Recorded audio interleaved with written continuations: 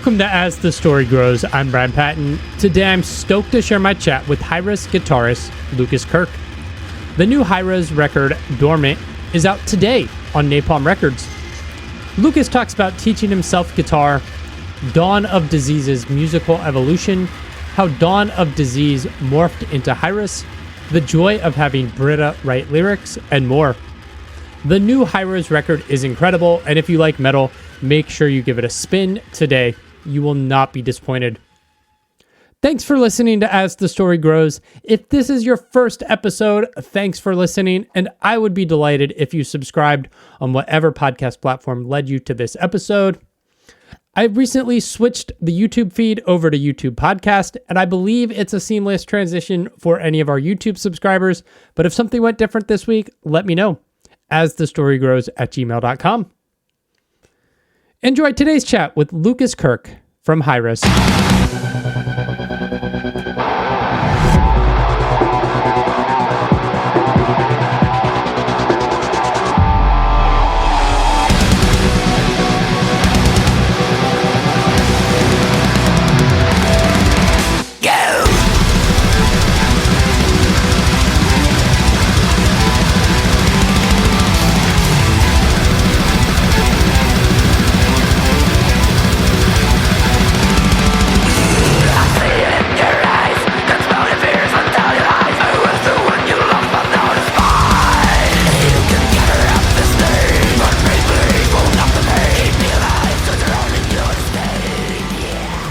It's rainy, it's winter, and where are you exactly? Washington, D.C. Oh, okay. Yeah, where it has been cold and snowy, but yeah. So I get it. Where in Germany? The northwestern part of Germany, North Rhine-Westphalia, and the town is called Rheine. I don't know. It's close to the border to the Netherlands, and it's a rather small village. Awesome. Is that where you grew up? I grew up here in this town where I live. This is basically my hometown. Awesome. And I live here since I was born.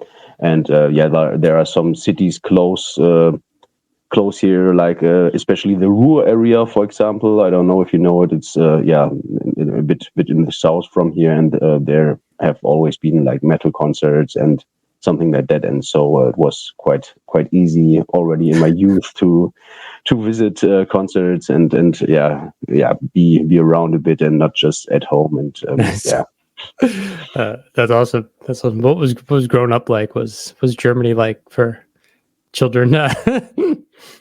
Yeah, growing up in Germany is just like I don't have I cannot compare it to a different country because I just right here, but. It was all fine, just like being in the kindergarten and elementary school and afterwards high school. And right now I'm at the university working there, and it was all fine. All childhood was good. My parents live close to a forest, and I was in the forest nearly every day. So always in the dirt. It doesn't matter what the weather was outside, and I really enjoyed it, and was really good for my whole development. I would say, to be in nature and to experience nature and everything that is happening there, and was a great time back then. That's awesome. That's awesome. What got you into music, and maybe more specifically metal? Yeah, I think one of the main things that brought me to music. And to metal music, but first music in general was my dad or my parents maybe in general, because my dad was listening to musicians like Gary Moore, Pink Floyd, AC/DC when I was a child, and also different kinds of music, not all metal music, but that basically brought me to the interest in music. And he also played acoustic guitar. And I saw him playing the guitar and thought, okay, I want to play guitar too. And then, it was also, I was very, very young. It was like,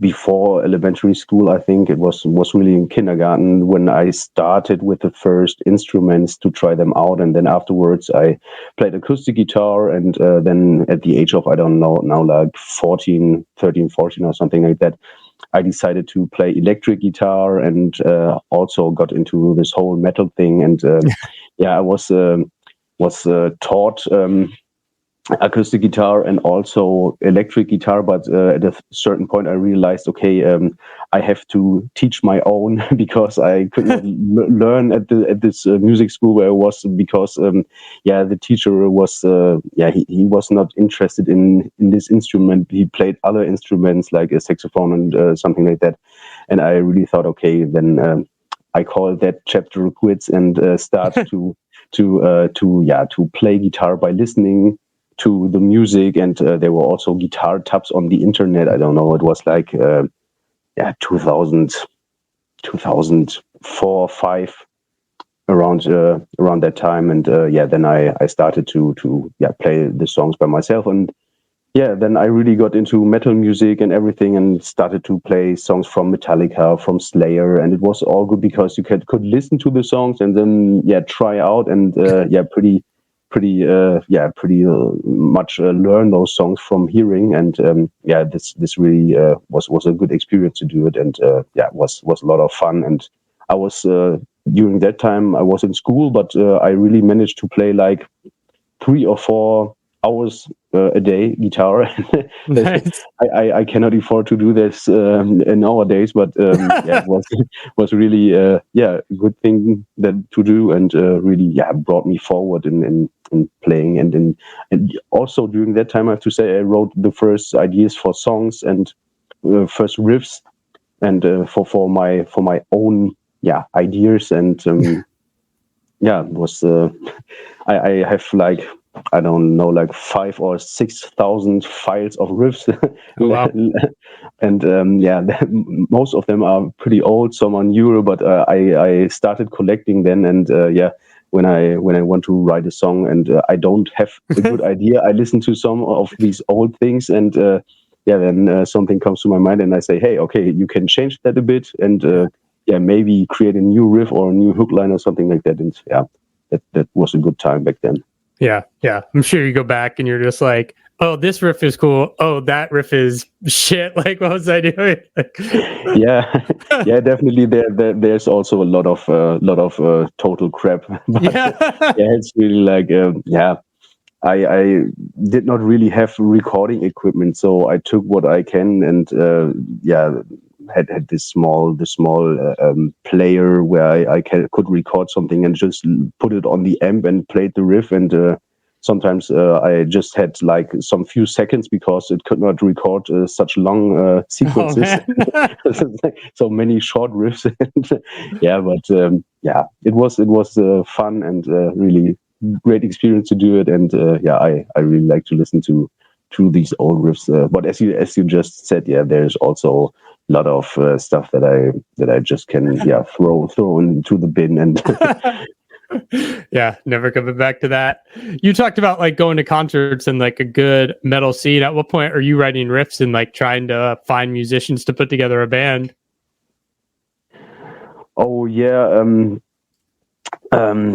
that was one major problem in my youth, to find musicians that had the same idea just as me, because I really wanted to have a metal band, to start something and to play concerts. And it's really funny, I don't know, I was like 14, 15 or something at age, and our drummer Matthias, who is right now the drummer in Hiraes, we started to make metal music together.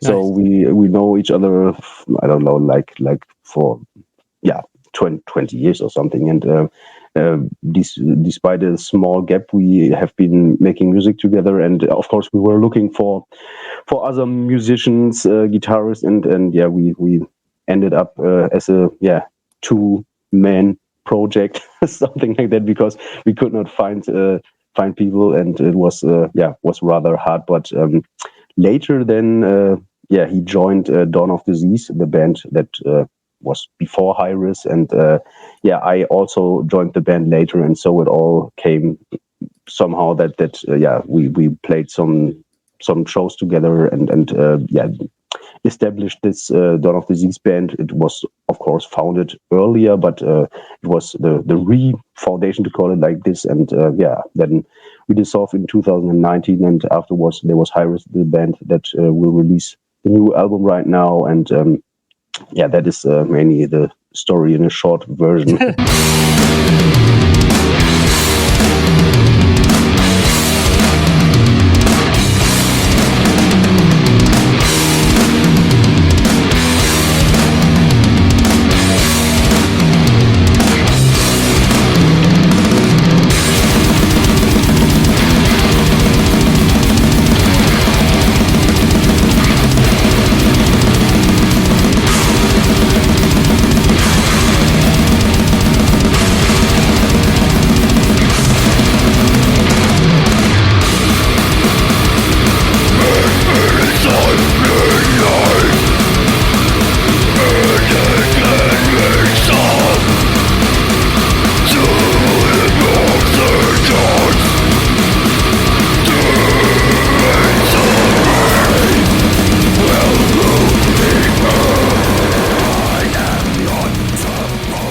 How did Dawn of Disease end up signing with Napalm Records?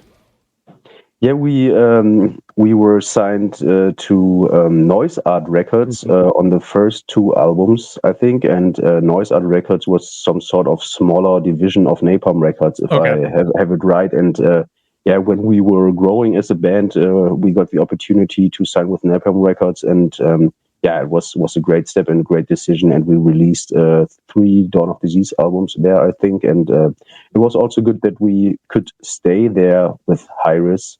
And also have a contract there and have this great support from this great record label. Talk to me about like the transition of Dawn of Disease, the sonic evolution of songwriting as a band. Like that last record, Procession of Ghosts, like is definitely more like a melodic death metal record. Like what led from like more traditional death metal into this melodic, more poetic side, if you will?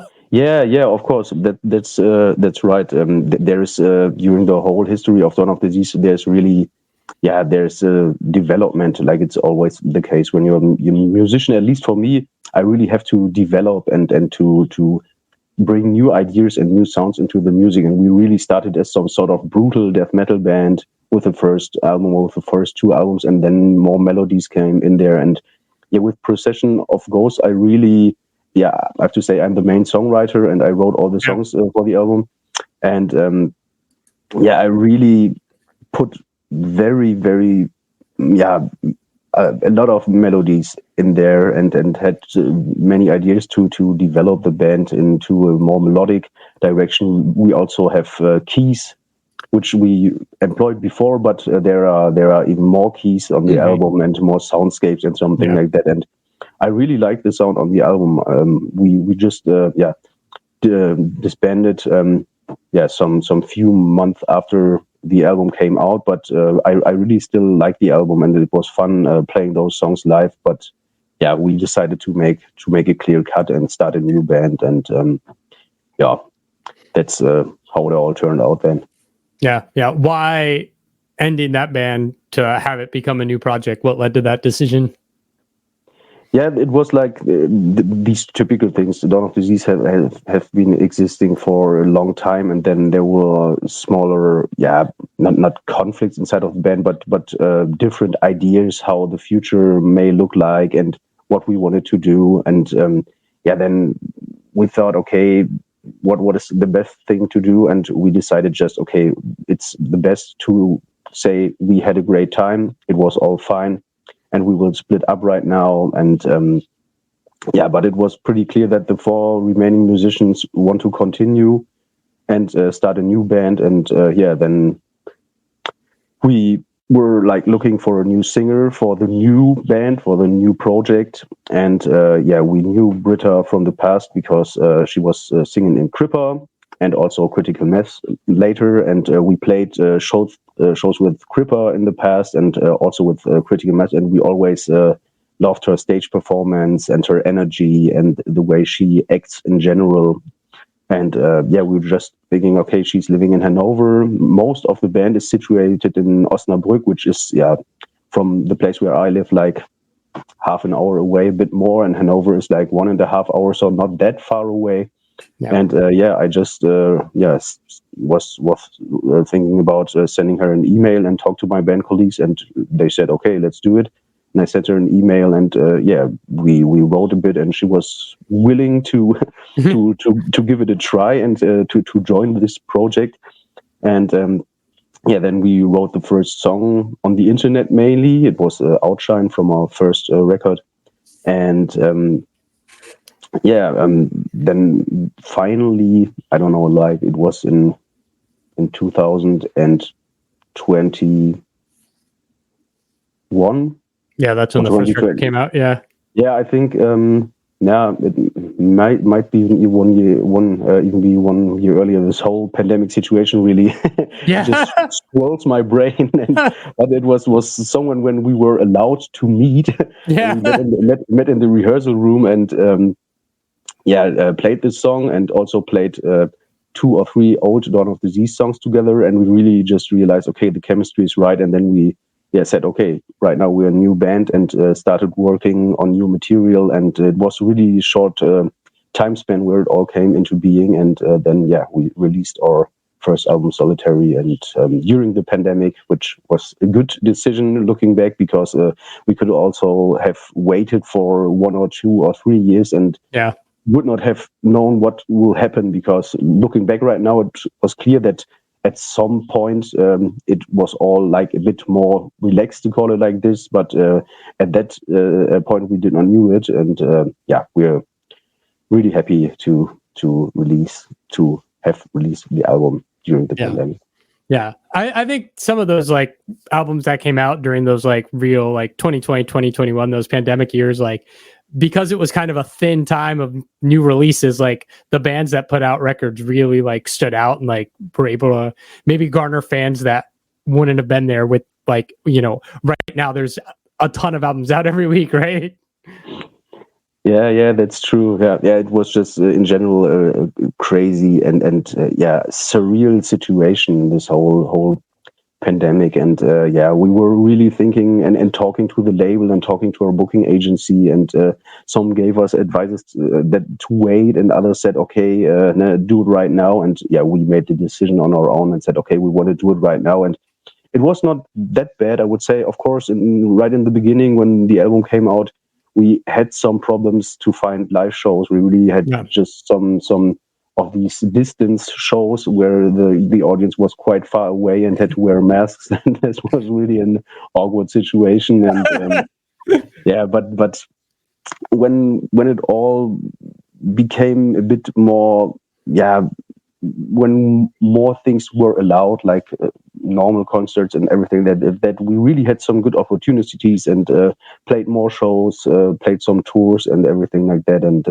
we really enjoyed it. And this would not be possible if we had released the album like this year or something like that, or last year. And we really wanted to put our creative output to the stages and to the audience and to the fans out there, and pretty much happened via social media, much of the communication with the fans. And we're still happy about that.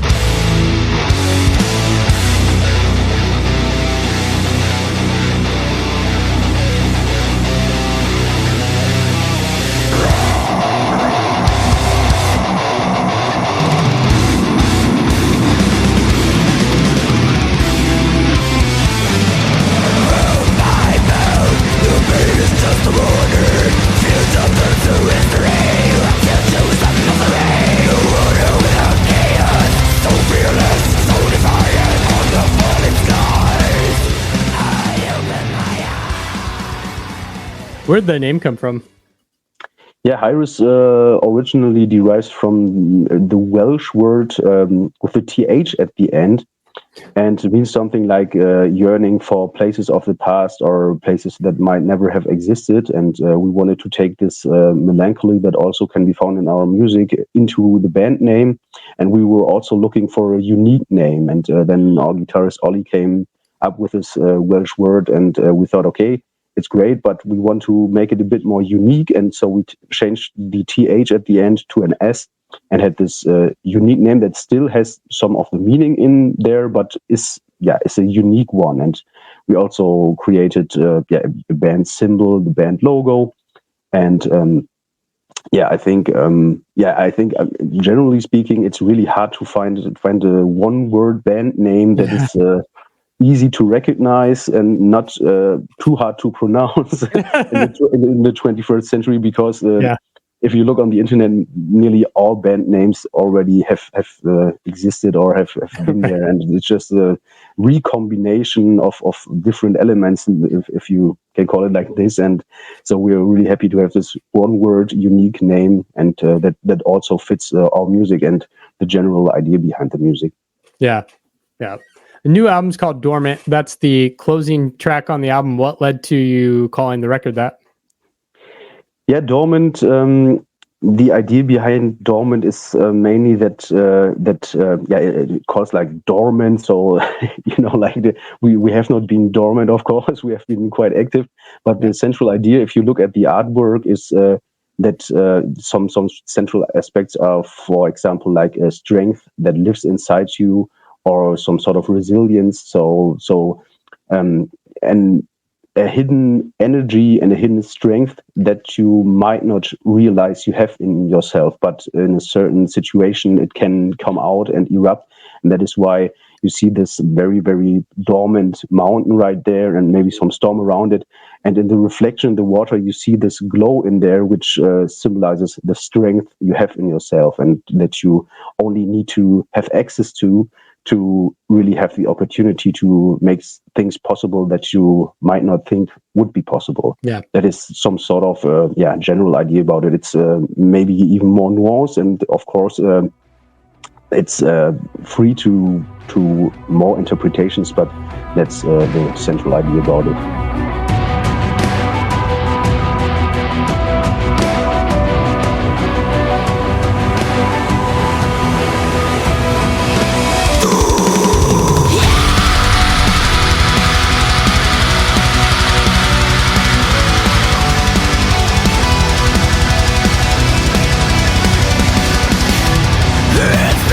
Choking on every breath,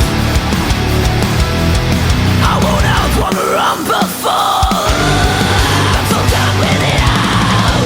Sword echoes beneath the bed, broken shadows torn out the situations. Was the writing and recording process for this record a lot different than the first one, since things were more open up and you could be together and Yeah. Actually, it was that there were many new things that we tried out. It was also back in Dawn of Disease times. It was always that I sat down, wrote the songs, and they were mainly finished, because I said, okay, does anyone have more ideas or something to complain about? And it was no, it's all fine. We can record it like this. And right now, I also recorded the songs as a demo version, but afterwards we really talked about it. We had so many times on the tour bus, on the van, and we really took those demo versions to say, okay, maybe we can change the arrangement a bit, maybe we can change the songwriting itself or the song structure itself a bit, and add something here and add something there. And it was really rather a process than just recording the demo tracks. We really worked a lot of them. We went into the rehearsal room. I don't know, it was we played a tour with a small tour with Left to Die, with the old part of old Death members, and afterwards we were in the rehearsal room for 5 days and really intensely talked about the songs and decided what would be best there. And this was definitely different compared to Solitary, because Solitary was okay, I wrote the song and we made some minor changes, almost everything via the internet.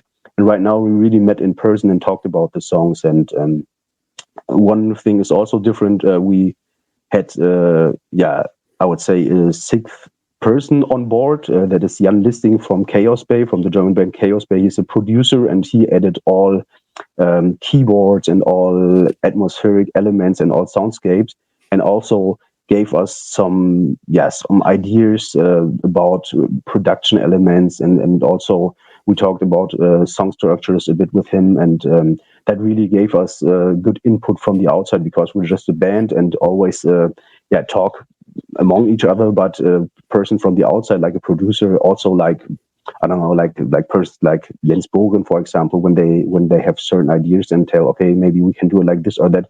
That's really a worthy thing for us, because we just maybe are blind in that direction, because we're just working towards one direction, want to finish everything and also have good ideas. But if there's someone saying, hey, maybe here and there I have a small idea, what do you think about it? Then it's we're really grateful about that they are persons that also give us small hints and some creative input. Nice. Did Britta write all the lyrics? Yeah, Britta wrote all the lyrics. Like on the first album, she wrote all the lyrics, and I'm quite happy about that, because back in the Dawn of Disease times, I wrote all lyrics and all music, and that was really like a lot of work to do. And Britta is such a fascinating musician, such a fascinating singer, and she really put a lot of time and energy, also emotional energy in there. And I think you may have heard that she used clean vocals for the first time on 2 tracks, and she never did that before. And we really were like discussing, and she was like, I don't know if I want to do it, but the whole band just said, okay, just try it. We have nothing to lose. And then she did it, and we were simply overwhelmed when she sent out us the first demo tracks with this clean vocal passages. It was just like, okay, that's great, let's do it. And if the press and the fans say, we don't like it, then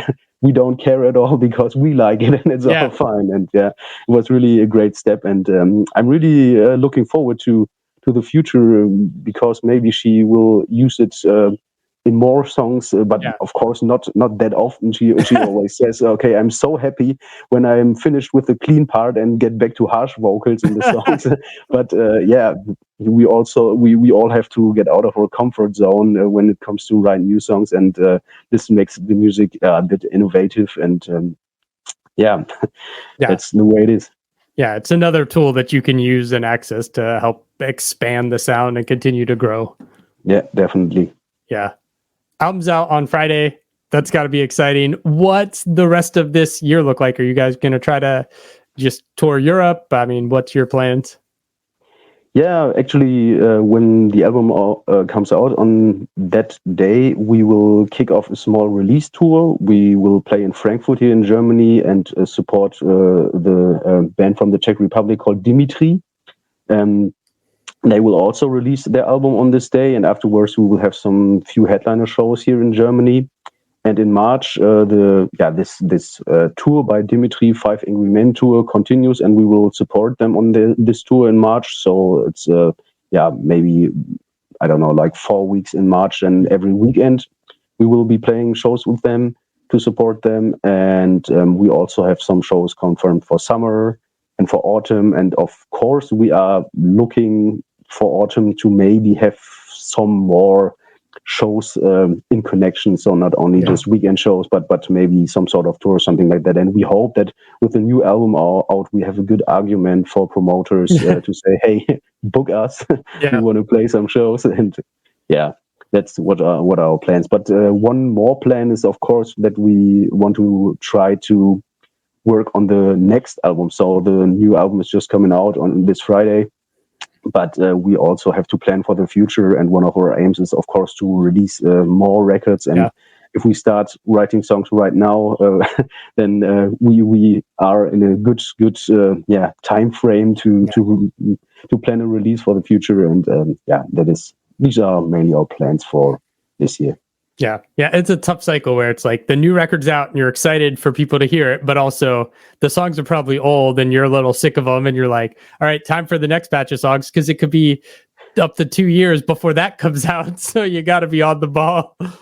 Yeah, definitely. And it's always a great thing to take all this positive feedback from the fans and from the press. And this is really an inspiring thing, and put that into new songs. This energy that is around the release and the first weeks and month after the new album came out. There's so much feedback from everyone. And if you put that that kind of energy, that emotions into new songs. They really have this strength in them, and this whole emotional energy too. And that's what we mainly planning to do. We of course would love to come to the United States. We do not have fixed plans yet, but at the far horizon there are some tiny little plans. But I cannot talk about them, of course. But we keep our fingers crossed and hope to come one day and play some shows. Hopefully supporting a big band. But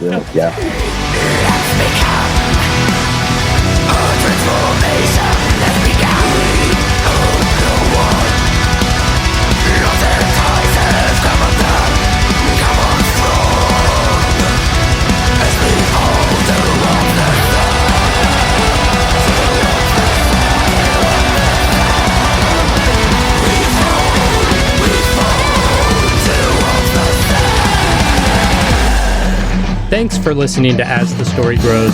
Our intro music was written and composed by Jeremy Hunt.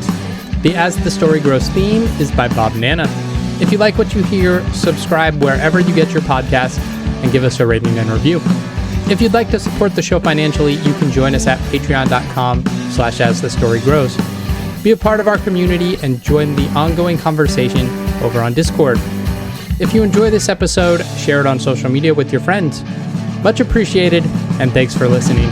I never felt so young and alive as when I'm diving into a tune. And now I'm learning as I listen along, and the wheels are turning, and I started a song. One good word and I'm gone. Oh, as the story grows, the more I want to know, the more I want to show you. As the story grows, as the story grows.